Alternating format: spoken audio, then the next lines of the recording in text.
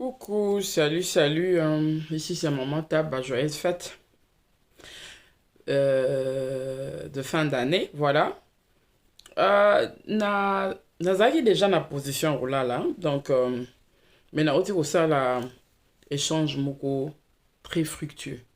Et on a dit bon, l'état na zila et oki mangande na bina sela bino ka vidéo ka na modèle na ba pyjama na nga et tout. Le plus important c'est de faire passer le message. Nalingaki nazongela lisusu likambo oyo ya ba manipulateur. Eza sujet moko très délicat oyo ekotisi bato ebele na kati ya prison. Donc il faut prendre ça au sérieux. Naza sérieuse nde na oloba ngobwe. So na ndimi kutu na lukatan te ke ona bongama na sala ngoka boye. Pourquoi? Parce que na moni eza vraiment très délicat ezo bomisa bato ebele et surtout ba innocent ebele baza ko se laisser manipuler. Bana na nzambe ebele o bana mitema ya propre baza ba hypocrite te, baza na souci ya ba relation, bazo souffrir na kati ya ba relation et puis finalement baza ko accuser bango, bazo peindre bango noir pendant qu'ils sont innocents. Ozomona ngala portaka likambo à cœur parce que je sais qui tu yo fandelité okoyeba te zo sur la place ni. Donc ba biso ba oto za bato to vandela banzube soki nzambe ayaki te mbele tokufi yango moni na linga koyoka ba masolo boye te ndenge na yebisa bino ndenge nini o comprendre que ozana manipulateur pervers narcissique.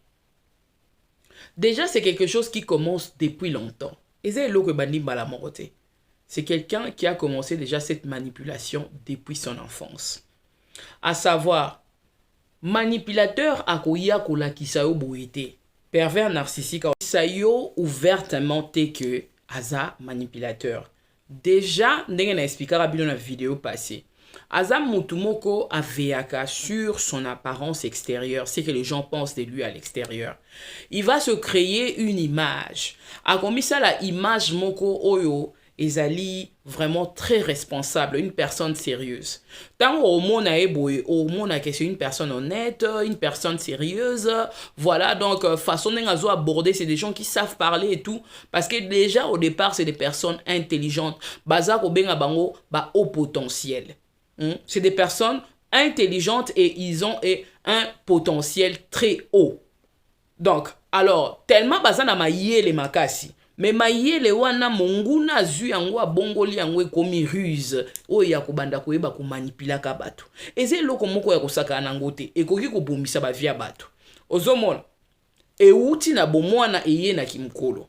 Alors comment savoir que ngande na zabwe na fandaka na muto a manipulanga? Déjà yeba ke manipulateur aza mutu moko azalaka jamais vrai na kati ya relation. Aza mutu moko babenga ngo quelque part ba pervers narcissique, trouble de personnalité. Aza mutu moko a plusieurs personnalités. Ozomona c'est quelqu'un qui n'est pas vrai. Donc azana ba casquette ebele tant sous na clic oyo asolola na bango boy pa ba camarade na azana image boy. Na musala azana image boy, na ndako bo azana image musu. Donc aza mutu moko tellement aza hypocrite, azana ba personnalité belé, trouble de personnalité. Il faut ça la rango ndengwana po eza lokwa malade na mutu na ye. En réalité un pervers narcissique manipulateur, c'est quelqu'un qui est malade. Azana ba trouble moko eza psychique. Ezaka neti batama boma mais ko dégral liboma na ye eza libanda te batu nyonso ba mona mais libanda na ye liboma neza na kati ko libanda na ye abongisa. Oh comprendre. Donc c'est des personnes hypocrites baza incapable ya kolinga. Pourquoi mitema na bango ezali polelete, mitema na bango eza enveloppé. Oh comprendre. Mutema eza enveloppé eza lokwa bakanga ngona kati ya boîte moko bo bakanga kadena côté ba boka fungola to ebité. Donc c'est des gens akoki jamais kolinga mwasi to mobali na bosolo. Baza incapable. Parce que quelque part, ces personnes, sont bien, ba misusu ont été trahis. Ba misusu baza na germe ya mabe, racine ya mabe, baza na bondoki penza, ba wuta na molili, mais batu misusu bazande ke ba trahisa bango. Na bomwana na bango. Alors ils ont grandi comme étant des personnes voilà bolingweza lokola donc et leur morobo ya lokuta et pas na bango existe raté. Alors ces personnes sont incapables d'aimer une femme, aimer un homme pour de vrai. Donc il faut voilà sur la lingi mutu a ça le la pesio loboko mais jamais otira la repesio motema. A pesio nzoto na ye mais jamais a repesa ka motema na ye. Donc motema na ye eza pona mutu te. Motema neza ka pona ye moko. Voilà pourquoi c'est des personnes qui sont très égoïstes. Voilà. Ozomona. Alors ceux qui a fandi na yo na relation bazalaka fidélité. Mais à faire voir yo aza fidèle. Vous comprenez? Donc bazaka jamais fidèle na kati ya relation. Soka azana yo mwasi na ye, azana yo mobali, il faut ça la nion surtout azala susu na mwasi moko ya libanda na mobali musu ya libanda po esala ye équilibre moko boye. Surtout na bande kwa mibali. Il faut azana na mwasi musu libanda po esala équilibre parce que il faut jouer entre deux personnes. Parce que y a manipulaka. Donc aye pa oyo alobi no boye. Ake pa ya o wana alobi sou makamususu. C'est comme ça qu'il va jouer entre deux personnes. Aïe pas moi si anda ko ebisi que non na linga ko mingi tu es la seule et tout. Yo pena ouais na lela yo voilà a kosi yo pourquoi parce qu'il y a peut-être des intérêts. Pour ce que bien bala mutu quelque part il y a des intérêts derrière tout ça. Tamusu basenga ki na musala fabala age koki babatie pression fabala azolanda mukanda c'est des personnes qui sont derrière des intérêts parce que balinga jamais mutu pona kolinga. Tam soit lingio peut-être pour l'apparence na yo, mais akolinga jamais âme na yo. Il ne tombera jamais amoureux, toi amoureuse de toi. Le jour que robela, les jours que vous avez problème, arosa muto liboso, aro laisser tomber yo parce que il n'a jamais été avec toi. C'est une personne hypocrite. Voilà. Et tant que na mwasi ya libanda to mobile libanda ebisi mwasi ya libanda bani ko tuonga zoko sela o yanda ku makambo mwasi wana linga ngate mwasi wana finga kangai mwasi wana voilà apesa anga boita za salité akobindo kosa makambo be d'ailleurs toza na processus de divorce akokosa mwasi ya libanda nazotika ekalate alors abani ko nourrir mwasi ya libanda na ba espoir pendant que na kati ya ndaku na ye ayebisaka mwasi ya ndaku que tu es tout pour moi nga mwasi ya libanda na ko mona te. D'ailleurs kutu fi wana alinga ingai ozomona na kendaki na feti camarade no wana linga kingai mutu ente alinga nga nzoka nde yende mutu akendaki libanda alingaki akosi ke no kotoyo mwasi azonyokola mwasi aza din na yete azana niveau na yete yondo za na niveau na comme ça ko za la future na akobana ko nourrir bino mibale o ya katina o alibanda na ba espoir. Voilà pourquoi son premier allié il y a pervers narcissique manipulateur. Premier allié na eza mensonge.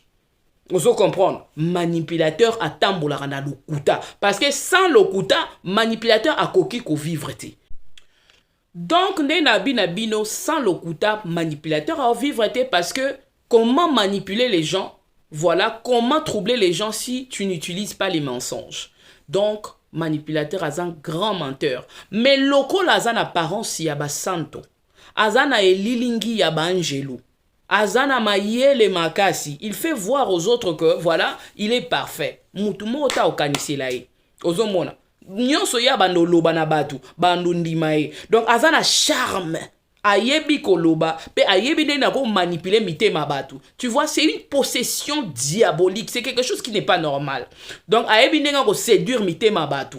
Alors, tanga ba oloba na bino bongo, vous êtes vraiment convaincus. Bomando mona ke non azap ena na raison a okene pas famille na yemo kwa salir moi si na nda kwa salir mobile na nda ozo mona ke libanda na ba camarade a salir ya moni manipulateur voilà ndenge na yebisi bino allié ya liboso ezali lokuta allié ya mibale na eza hypocrisie. Voilà, batu mingi balobaka mobali on ondima te ke zaye mwasi on ondima te ke zaye. Oui, na début à cause de la hypocrite parce que à revêtir de cette personnalité imaginaire qui s'est créée là. Hein? Donc apparence ya lokuta parce que na katinae azanion surtout ya mabe, hypocrite, menteur, dictateur, biloko nion so eza na katinae. Aza même capable ko boma, aza moyibi. Donc voilà, orgueilleux, mais au début, il va jouer un rôle. Akola ta personnalité imaginaire. Tango azo lingo. Tango yozo linga e wana la personnalité imaginaire et cette personnalité là va vraiment t'éblouir. Oza la séduire. Ya komona ke muto aboye pas zalaka. Donc pourquoi? Parce que azo linga azo motema na yo. Azo jouer pena rôle bien, azo étudier bien. Azo linga zoyo. Azo benda yo. Azo benda angu kaka ko comprendre que okomi yaye. C'est à ce niveau-là nde akolongola poso. Et où me la raté? Manipulation, manipulateur pervers narcissique.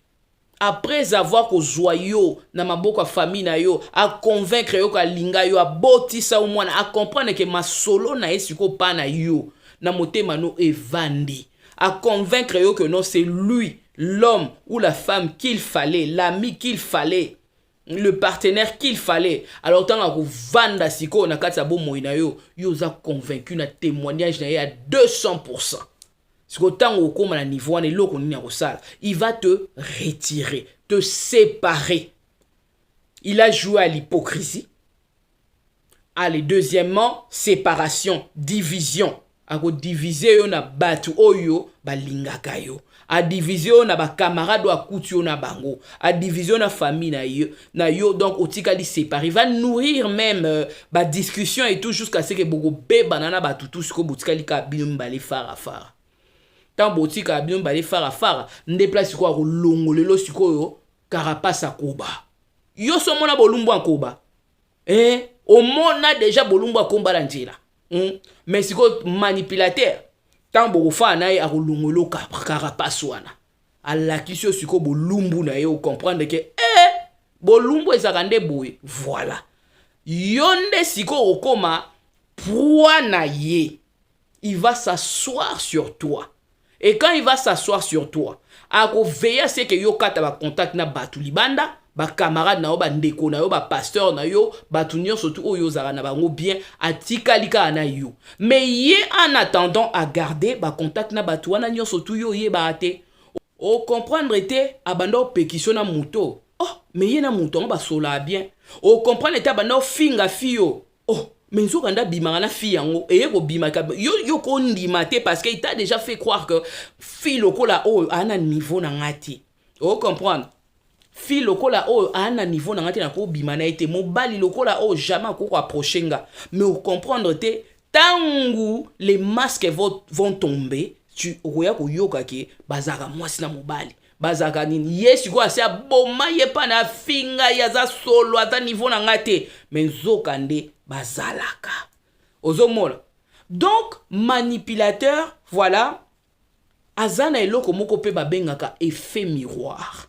Effet miroir eni koloba oyo yaza akozongo siko atiango pa na yo, un accusateur oyo yaza omoni loko aza infidèle siko aye loko atompaka akobanda siko ko jelo ko na zotiango pa na yo oyo otrompaka nga obima boa landa ou boa contrôler téléphone à ça la boue. Pourquoi? Parce que lui c'est un tricheur, lui c'est une tricheuse et pour na ko camoufler eloko wana il faut ça lelo effet miroir akobanda siko ko accuser yo ke yo ozo kosaye yo ozo tromper pendant que c'est lui qui est en train de tromper tala akopanzo sango na ba famille na ina ba camarade ke abala mwasi ya ndumba abala mobala ndumba.